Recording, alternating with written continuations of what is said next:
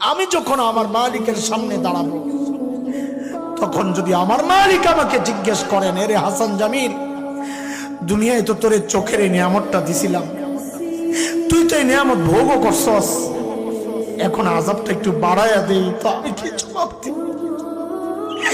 তোকে তো জবানের নিয়ামত দিছিলাম, তুই তো নিয়ামত ভোগও করছস, এখন আযাবটা একটু বাড়ায়া দিই, তো আমি কি জবাব? এর জবাব তুমি কি জবাব দিবা? বাবা আপনি কি জবাব দিবেন বলেন? কি পুঁজি বানাইছেন বলেন? কোন পুঁজির ভরসায় আমার নিশ্চিন্ত জীবন যাপন করছেন বলেন? নবী আলাইহিস সালামকে জিজ্ঞেস করা হয়েছে, আপনার সবচেয়ে প্রিয় কে? তো নবী বলেছেন আয়েশা। বলে পুরুষের মধ্যে? বলে আবুহা, তার বাবা আবু বকর।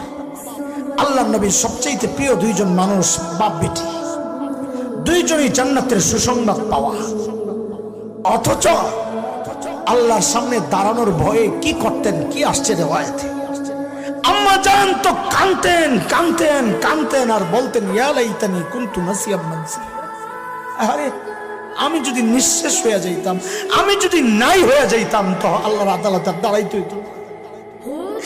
বাবা আবু বকর তো আরো আগায়া দূরে নির্জনে যায় নিজের ধিক্কার দিয়ে দিয়া কাঁদতেন আর বলতেন, ইবনা আবি কুহাফা, এরা আবু কুহাফার বেটা, মানুষ কেন হইলি? মানুষ কেন হইলি? এখন হিসাব কেমনে দিবি? গাছের পাতার দিকে তাকা তাকা আবু বকর কাঁদতেন আর বলতেন, ইয়া লাইতানি কুনতু ওয়ারাকা মিনাশ শাজারা তুদাত অতুকাল, হায় মানুষ না হইয়া যদি গাছের পাতা হইতাম তো দয়া খায়া ফেলতো, আমার আর হিসাব দেওয়া লাগতো। এমন চিন্তা হওয়ার কথা তো আমার মতো জালিমের, অথচ আমি তো বটেই। অধিকাংশের চেহারার দিকে তাকাইলে মনে হয় না মানুষটার আখিরাতের কোনো চিন্তা আছে। কেন রে ভাই? আমি জানতে চাই কেন? আরে আম্মা জানতো জান্নাতের গ্যারান্টি পাওয়া, আমাকে আপনাকে কে গ্যারান্টি দিল যে আমাদের মৃত্যুর যন্ত্রণা হবে না? আবু বকর তো জান্নাতের গ্যারান্টি পাওয়া, আমাকে আপনাকে কে গ্যারান্টি দিল যে আমাদের কবরের আযাব হবে না?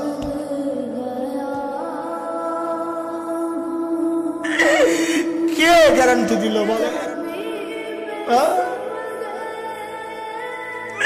কোন ভরসায়, কোন পুঁজির ভরসায় এইভাবে নিশ্চিন্ত জীবন যাপন করছে?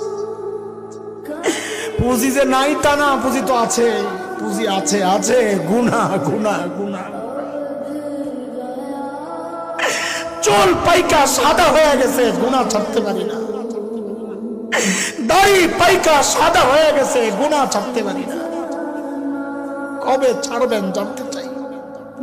আরে মালিক যেন আমাকে আপনাকে ডেকে ডেকে জিজ্ঞেস করতেছেন সূরা হাদীদের মধ্যে, আলাম ইয়ানিল্লাযীনা আমানু আন তাখশা কুলুবুহুম লিযিকরিল্লাহ। ওরে ইমানদার, আল্লাহর ভয়ে তোর অন্তরটা কেঁপে ওঠার সময় কি হয় নাই? যুবক তুই ভাবিস না আল্লাহ তোকে চুল দাড়ি পাকা পর্যন্ত সময় দিবেন না রে বাপ না। কত বাবাকে দেখলাম সন্তানের লাশ কাঁধে নিয়ে যাইতেছে। আরে কার কখন ডাক চলে আসে কে জানে? কে জানে এই মজলিসে এমন কেউ আছে যার মৃত্যুর পরোয়ানা করে, যার কাফনের কাপড় দোকানে সে বসে আছে এখানে। কে জানে কালকে খবর পাইতে পারেন বয়ান করে গেল হাসান জামিল তো দুনিয়ায় না। কোন আমলের ভরসা এইভাবে নিশ্চিন্ত জীবন যাপন করছি দোস্ত?